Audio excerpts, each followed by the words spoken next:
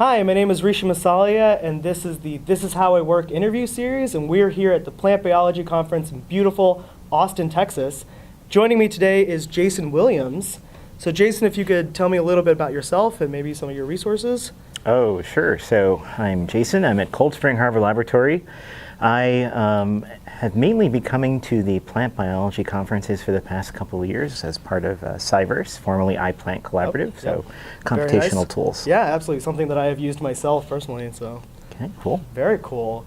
So if you could describe your day-to-day routine in one word, what would it be? Complicated. Complicated. Can you elaborate a little bit? I think probably a lot of people who have to deal with other people would feel that way. So if you're working at the bench and you're doing your science, at least there is, probably not always a direct route, but it's much more predictable in some ways. Maybe, of course, it could be exciting, but I deal with a lot of different people, organizing things, helping people to connect, training, teaching. So there's not a standard sort of work day. There's lots of different things. Yeah, I think we all feel that way sometimes. Yeah. So if you have a favorite plant, what would it be? Okay, so I thought about this. I could have talked about the plants that I worked at when I was in school. I worked with Dioscorea, the yams.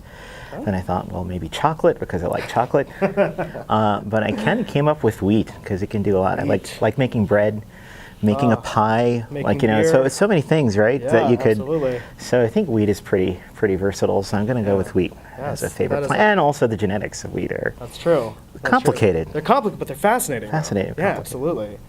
So can you maybe tell us a little bit about one of your current ongoing projects, either at CyVerse or where you're located at Cold Spring Harbor? Sure. So that's why it's complicated, because there's multiple things that, just like lots of people, not that I'm that special, but so with CyVerse, we've changed the name from iPlant, not as a sort of a knockoff to plants, but actually recognition that that type of data science that we do, looking at massive data sets to derive knowledge from those, is not unique to plants, although plants in a lot of ways has driven most of science, most of genetics is due to plants. Yes. So the fact is, though, that many users would just simply see plant in the name and like, oh, that's for plants only, I can't use it. So we've adopted a new name, and we're reaching out to new communities and getting them to use the same tools and the same resources. So that's a big job. And then I also work in a lot of different ways to do education, both for the benefit of students and also faculty who want to get involved in computational biology. Yeah, this is up and coming, and it's always nice to learn about new methods and computational methods especially.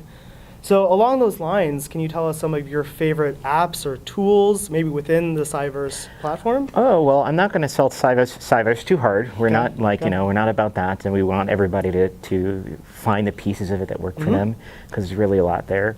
I think what's really important, and I get this all the time coming to meetings, is for scientists and especially students who are getting into starting working with their science, to know that there are so many tools out there and there's so many resources out there that the idea of you just have to buy a computer or you have to do it all yourself, or if you're at this institution and I don't have that resource, I was educated at Salk and now I moved to someplace really small.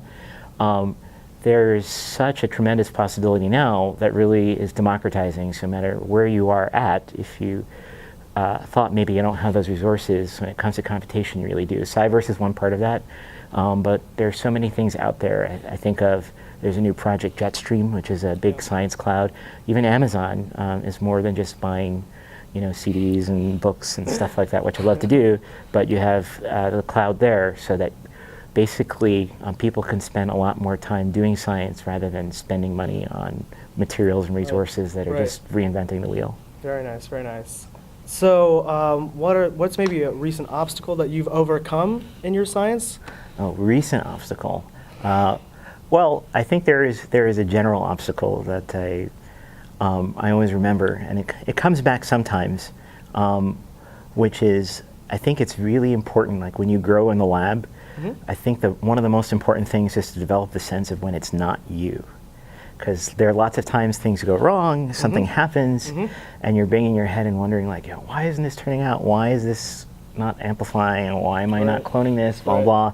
And sometimes it's not you. I mean, most of the times it probably is you, but a lot of times it's not you. And I think that's sort of an instinct that people hopefully develop. It was useful for me to sort of know when I have to try out a problem, but then know when I should reach a point where I should stop doubting myself and then looking to see maybe there's some other factor. And sometimes it will be. So that's I think, Right. just a general life tip, Yeah, a life pro absolutely. tip to realize Yeah, when great it's not advice, you. whether you're an undergraduate, graduate student like myself, or faculty member. That's good. And it works with people too. It Sometimes does, it's not- yeah, yeah, Sometimes it's outside not the you. lab. Sometimes you learn from, oh, okay, all right. So So, an important question that I think everyone wants to know: music. We all listen to music. We all love music. When you're working, music or silence? I'm fascinated by this for different reasons. Because I've always been surprised that some people can't listen to music while they work, and I absolutely need that. We had, a stereo setup always in the lab. Yes. And some people are so focused on things. If you've ever seen somebody, they're focused at the computer or at the bench, and they're like, you talk to them. I remember one person talking to this person, and they totally were not realizing I was there, and I just sort of walked away in embarrassment, like, okay.